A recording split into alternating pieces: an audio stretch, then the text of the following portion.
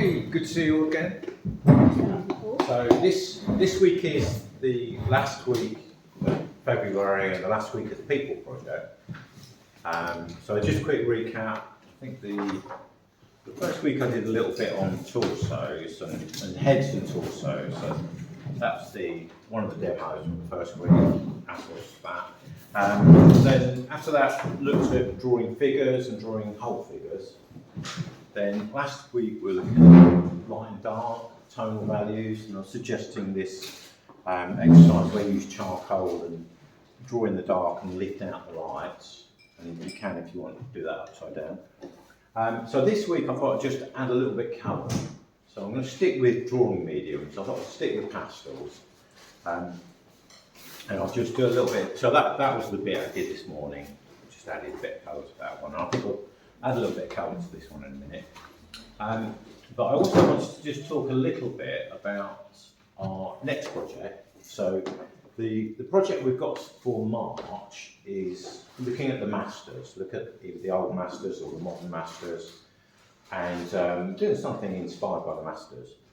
So it could be, you might want to sort of do a copy of a painting or a copy of a section of a painting, or even a copy of a drawing, something like that. That would be one idea.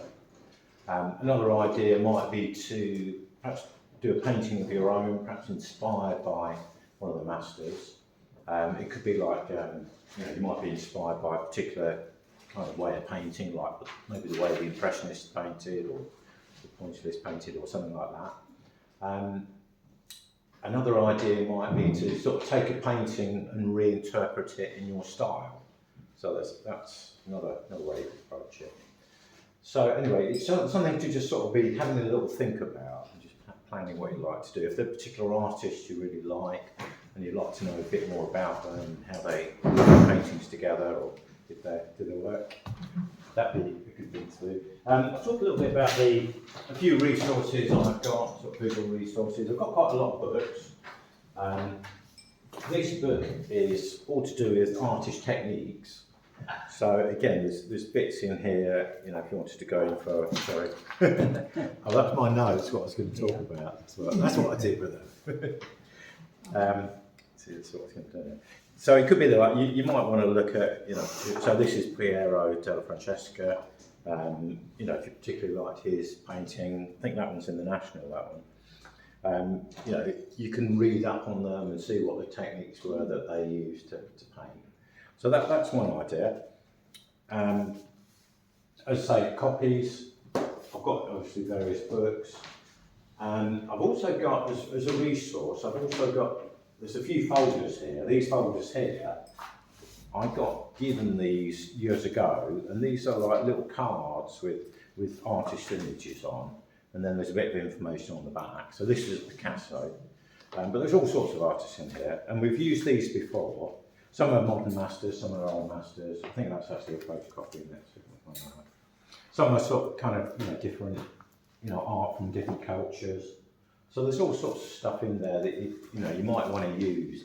So this particular set of cards I got given by a student years ago, and I've only actually got one of each of the images, unless I've actually copied them.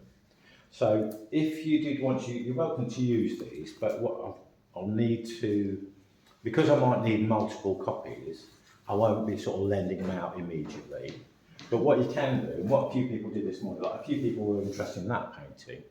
So if you're interested in particular one of these, just write your name on one of these and just stick it on there.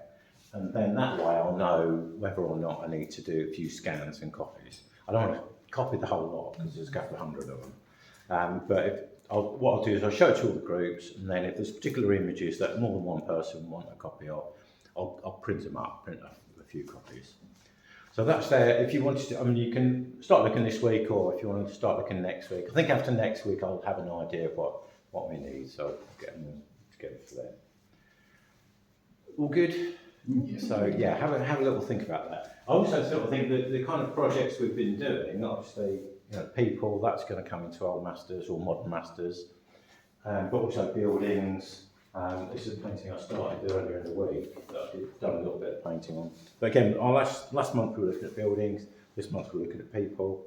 and then that can all feed into anything that we're doing as we go forward. Right, okay, so just a little bit on here. So I thought rather than just start something, drafting something out completely, I might as well just use one of the demos I've started. So I'm thinking just with pastels, one of the things with pastels is that it's quite hard to, just looking at them, I always find it a bit difficult to know if I've got the right colour.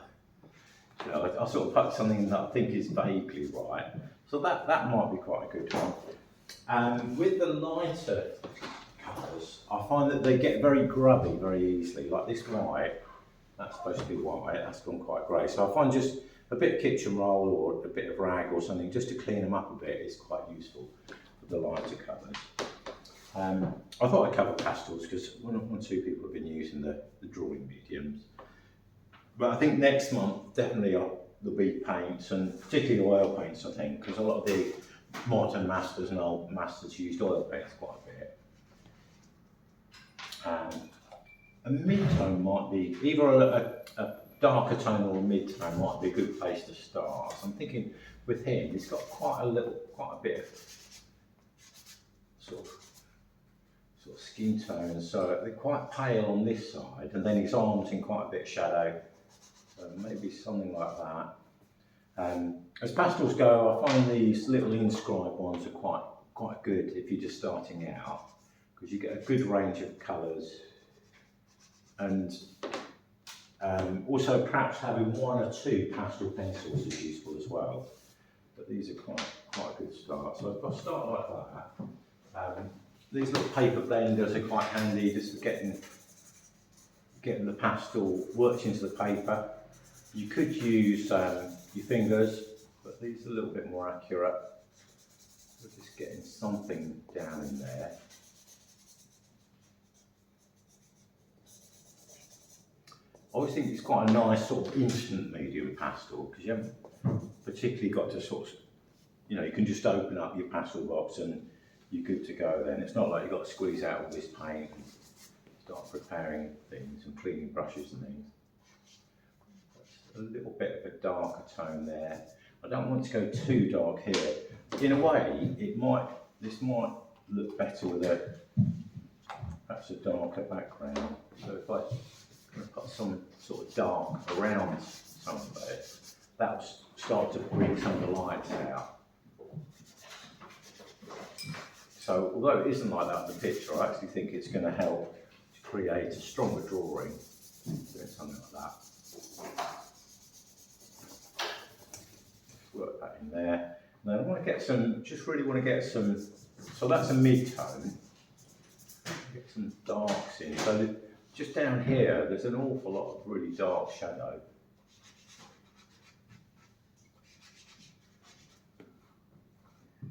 And going too dark rather than too light. I'd rather go too dark and then lighten up a bit. So I can get that sort of nice and dark in there. Just work that in.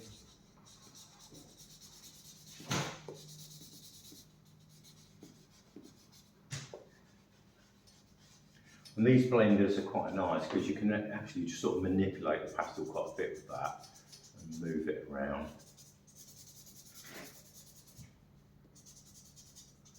Its hand will come out there. And then where there are some lights, like a little bit lighter here, but bring a bit of that back in and go a tiny bit lighter. There's a nice bit of light on his shoulder, so something like, I think that's going to be too pink, but I'll try that to start with. Work a bit of that in. And really the mixing is pretty much on the paper. Kind of mixing lights and darks on there.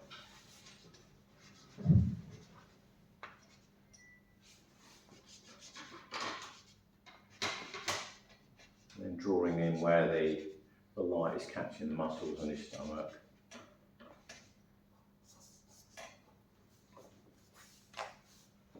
Yeah, so, if you can imagine that sort of tonal modelling in the other areas and then right the way through. Again, I've not used mostly sort of terracotta colours, little bits of yellows and browns. So they're the sort of colours I feel will help me to get a naturalistic. I mean, something like that is just going to be far too vibrant. Although you might include a bit of that and then work other colours into it, blend colours into it. I was saying, I did get some pencils out. But I can't find them. Don't know, maybe somebody's borrowed them.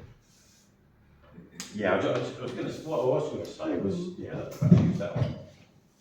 Sometimes I find maybe having a white pastel pencil, perhaps a black and a brown, they can be enough quite often just to get a little bit of sharpness and a little bit of definition here and there. So, you know, where you want to put a little bit more emphasis, or yeah, they can be quite useful.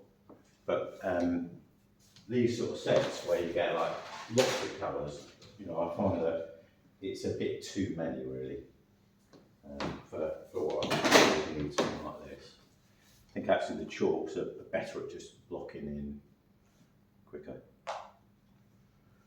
Any questions? Anybody want to ask anything? You're using a brush then? Are you using a brush then, not shading? No, well with the pastels it's really just, this is, it's like a blender. It's like a piece of rolled up paper that's been sharpened. Yeah. So that's what I'm using for sort of the kind of working it into the shadow areas. You just really push the pastel around with it. You can slightly kind of pick a little bit, if you want to draw like a thin line, it can be quite useful for those sort of things, like sort of, because these are such chunky things, they're hard to draw anything fine lines with. Yeah.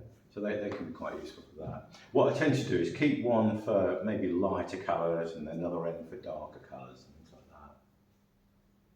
Do you sharpen them to clean them? I don't know. What I do is just give them a white like that. To be honest, if you try I did try sharpening once and they just come apart. They start to unravel. You can just get a bit of sandpaper and just sand them a little bit. They're pretty inexpensive though, so in a way it's probably worth just having a few.